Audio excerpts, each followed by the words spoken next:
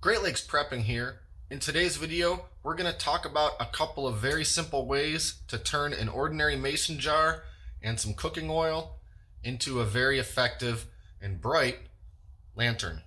But not only are we going to go through how to make an oil burning lantern, we're also going to have a little bit of a bonus oil burning candle, also from a mason jar, also from almost the exact same ingredients. Just two different styles of mason jar and cooking oil lanterns.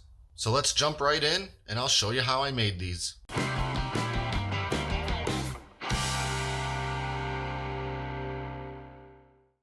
Alright, first we're going to start with our mason jar candle style oil lamp.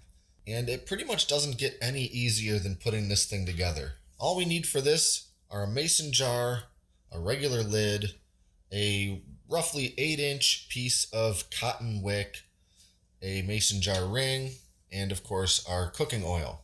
Now the wicks that I'm going to be using for this and the other style of lamp that we'll be making is 100% cotton, 1/4-inch thick wick. Now if you don't have a genuine wick, you can use some kind of cotton cordage as long as it's 100% cotton and it's roughly 1/4-inch thick in diameter. And you can make your lantern with a thicker or a thinner wick, but to do it the way that I'm doing with the measurements and so forth, it's the 1/4-inch wick. And to make this, we actually only need to make one modification really to anything, and that's to this lid. We need to drill a hole in this lid. And it's through that hole that our wick will be fed, and we want to make sure that that hole is a little bit narrower than the thickness of the wick, just so it sort of grips that wick a little bit and doesn't let it slide down into the jar. And so you can make a hole with some kind of punch or even the tip of a knife, but I'm going to use a drill bit, and I've found that the 15/64 drill bit is the perfect size. So we're going to drill a hole right in the center of this lid, and I'm going to make sure to drill it from the bottom.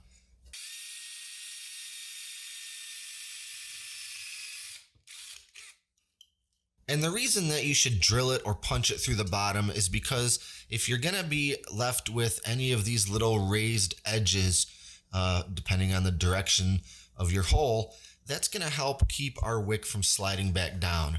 We'll feed it in through the bottom, and it'll have a hard time falling back down, both from the diameter of the hole and because these little bits of metal are going to act almost like a barb to keep it from sliding down. Now we just need to feed that wick through the hole going in from the bottom. And again, it's going to be a little snug, but if you can manage to work some of the little fibers through, you should be able to grab hold of it. Just give it a bit of a pull, and you'll get that thing to come out. Now we've just got to fill up our pint jar with the cooking oil almost to the top, not all the way to the top, but pretty close.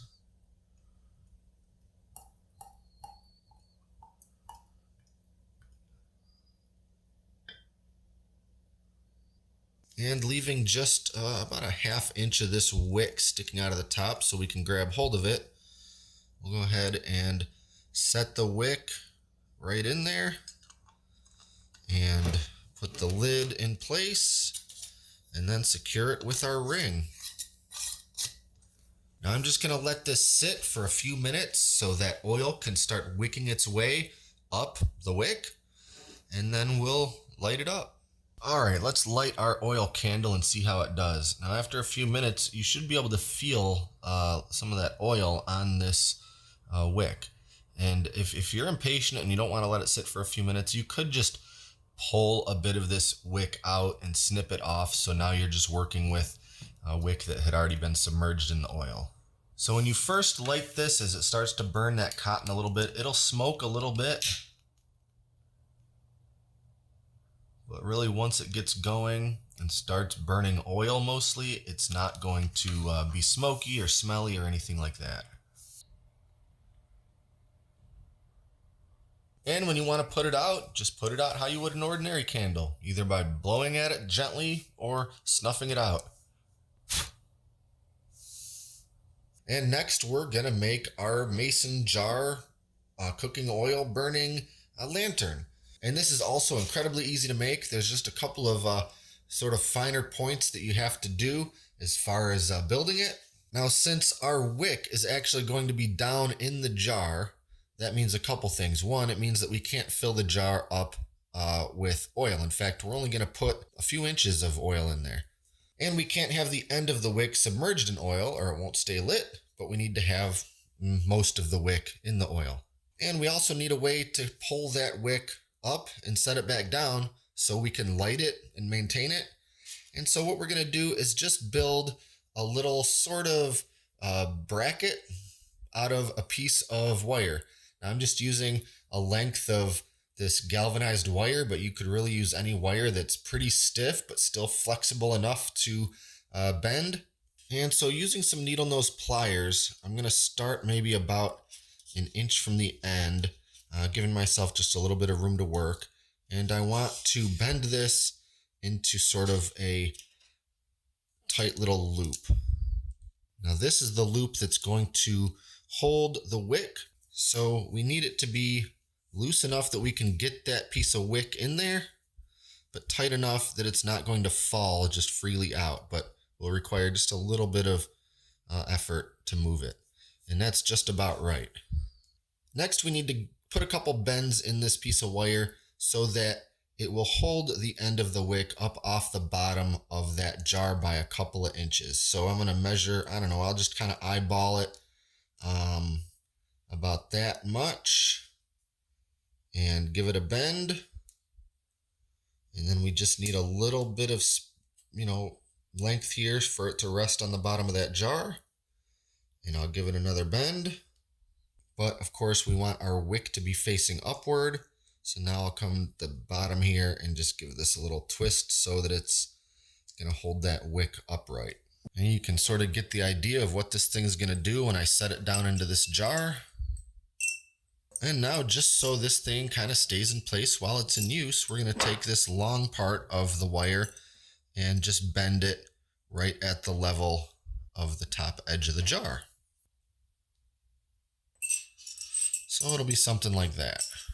That's pretty much what we need to have, but I'll just go ahead and trim sort of the excess bits off of the ends just to make it a little more clean and tidy. Cut that off there. We really don't need much excess overlapping the jar. So I'll just, cut a couple of inches there. And there's our little bracket and wick holder.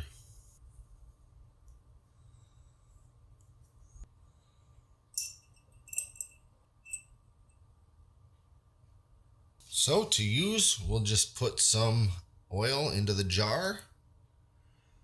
I will start with, I don't know, an inch and a half. See how that looks. So you can see most of that wick is now submerged in the oil, except the tip, of course, is not. And again, we'll just let this sit here for a few minutes and let that oil wick its way up into the exposed part of that wick where it's not submerged, and then we can light this thing. All right, now let's try out our mason jar oil lantern. And we'll just grab our little wire piece here and pull that wick up high enough to conveniently light.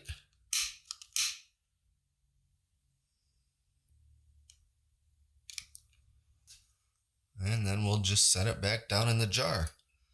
And it'll take a couple minutes, again, just like the candle, to kind of burn up a little bit of that cotton and start mostly burning oil. Now, real quick, let's talk about what I think to be some of the pros and cons of each of these mason jar lamp styles. Firstly, with the candle style. Some advantages of this are that you can fill it pretty much all the way to the top with oil. That means less time between when you have to refill it. You'll still have to eventually replace the wick, but really that's going to be about the same amount of time between the two styles.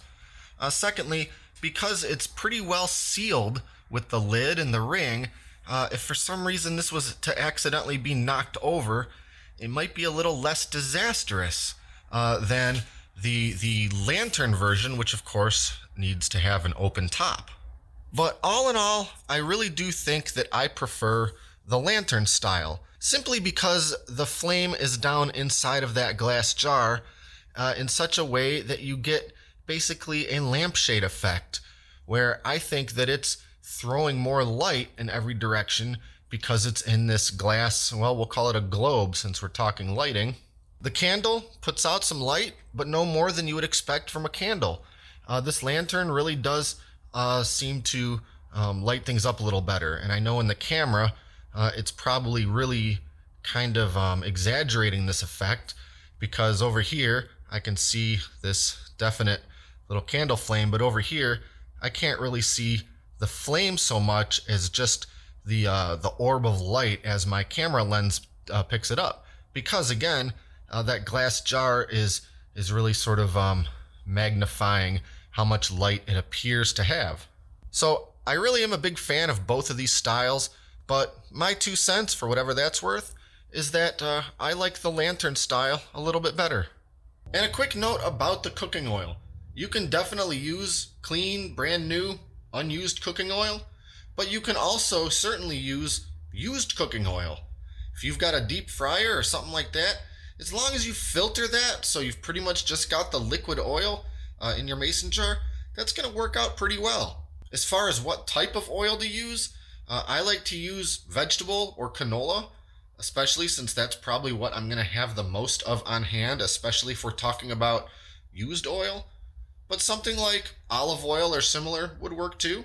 And I found a convenient way to extinguish the oil lantern is to just take yourself a mason jar lid, bend it up at one side just a little bit with some pliers so it'll fit around your wire handle, and then just set it in place and let it snuff out that fire. No oxygen, no flame. So there you have it. That's 2 versions of a mason jar cooking oil lamp, or maybe more accurately, an oil burning candle and an oil burning lantern. So that's about it for now.